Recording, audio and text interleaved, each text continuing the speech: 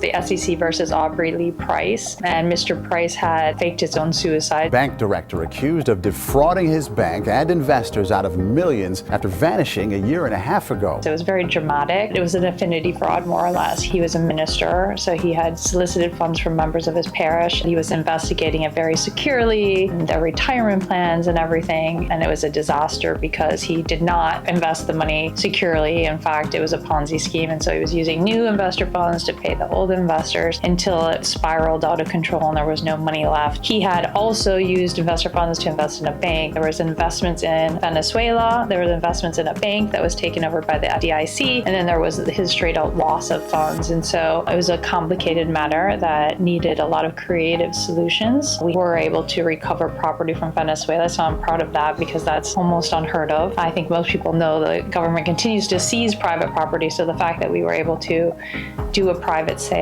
in Venezuela of land, agricultural land, was a great result for the investors. And Mr. Price, who had faked his suicide, had not killed himself, and they found him a year later. It was interesting for that reason. We had collected life insurance because we thought he had died, and so there were some interesting issues regarding life insurance proceeds. In the end, we got a fairly good result for the victims. That case is interesting, but I'm also proud of our work there.